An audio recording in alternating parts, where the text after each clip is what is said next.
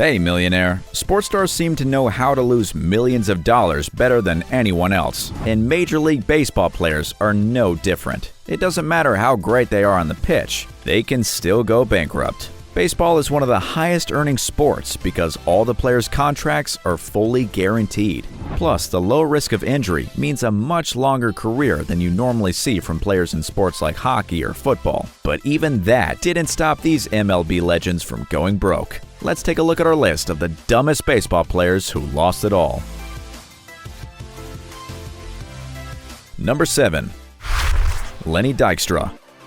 Lenny Dykstra was hitting spectacular home runs for the New York Mets during their now legendary 1986 World Series. But these days, he's better known for how he blew it after retiring.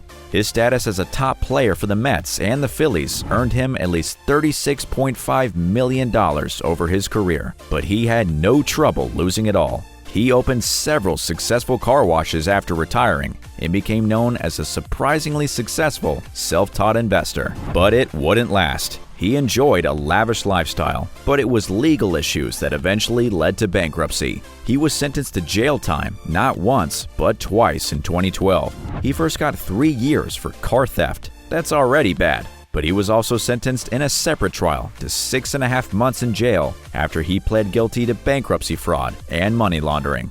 You'd think he'd learned his lesson after that, but he didn't. In 2018, an incident with an Uber driver got him into hot water again.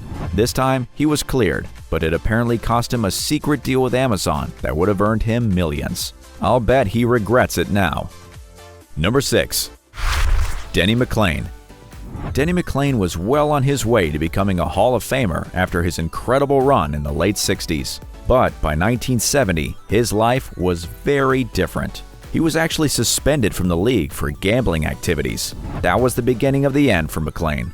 After coming back from suspension, he never won another game. He filed for bankruptcy during his 1970 campaign, and it only got worse after that. He served multiple jail sentences for racketeering, drug dealing, and extortion. In total, he was sentenced to a whopping 23 years in prison over multiple sentences. Plus, his meat processing factory also went bankrupt in 1974. He was last arrested in 2011 for an unpaid debt, but the charges were dropped. I guess with all the problems he's had after retiring, dropping charges can be considered a win now.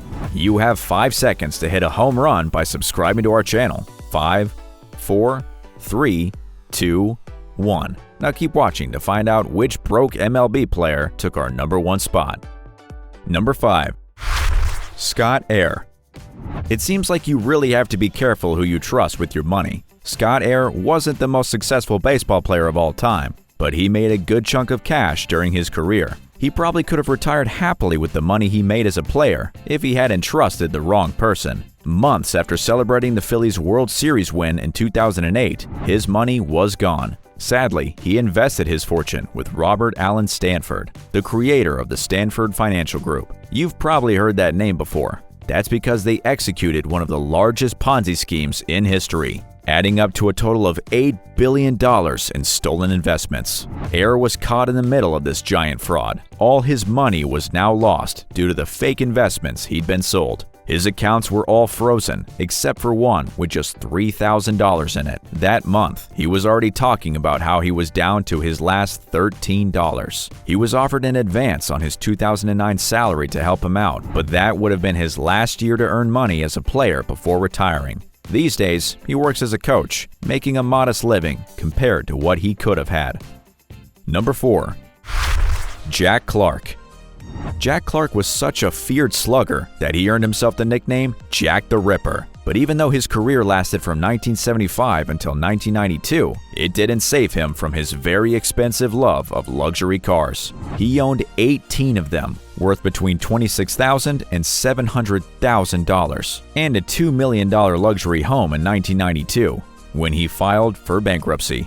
He owed $400,000 in back taxes. And that's not even mentioning the huge amount of credit card debt he'd racked up. He eventually got back on his feet, but he was filing for bankruptcy again in 2018. This time, he owed a whopping $550,000, while he and his wife only earned $120,000 per year combined. That's gotta hurt, even if it was almost completely his own fault. Who's your favorite baseball player? What about your favorite baseball player who went broke? Drop their names in the comments and keep watching. We're getting close to find out who took our number 1 spot.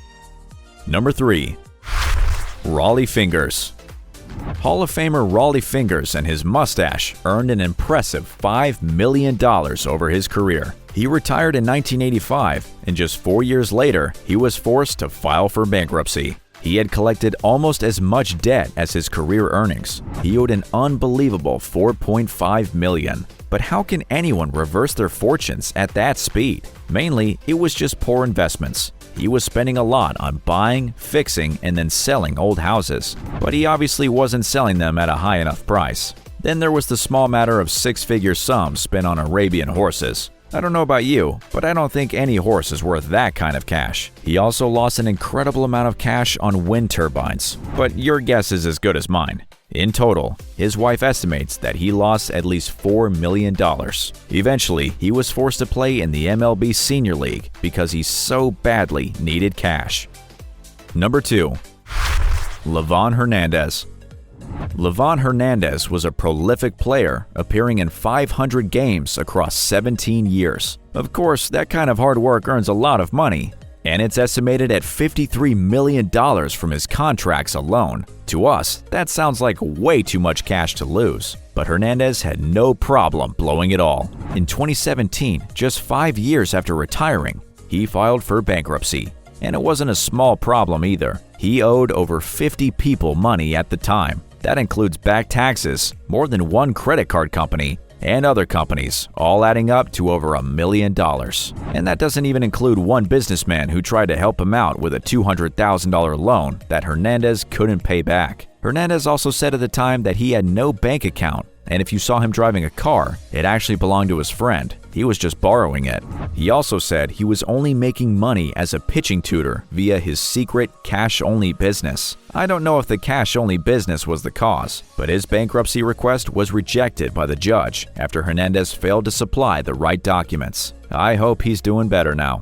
And finally, the dumbest MLB player who went broke. Number 1. Pete Rose. All baseball fans will tell you that Pete Rose has always been controversial, but even though he still holds the record for all-time hits at a staggering 4,256, he was still banned for life in 1989. And it all comes down to gambling. He was first accused of gambling on games while he was managing the Cincinnati Reds. That's what earned him the lifetime ban. He accepted the ban, but denied that he'd ever gambled on games. He was lying. It took over a decade before he finally spilled the beans in 2004. He really had been betting on his own team all along. But that wasn't the only trouble he'd got himself into. Just 1 year after his lifetime ban, he was sentenced to jail time for tax evasion. He did 5 months in prison for it. And if you're thinking he learned his lesson, you're wrong. In 2018, the news media got its hands on Rose's divorce documents that revealed a lot about him. Apparently, even though he was still earning a whopping $1.2 million every year, he was blowing most of it on gambling. And if that wasn't bad enough, he'd racked up significant debts with casinos, and he owed loads of back taxes to the IRS. No wonder his wife wanted to get out. He's still banned from the Hall of Fame today, and his divorce added to his money problems, thanks to the fees he now owes to attorneys.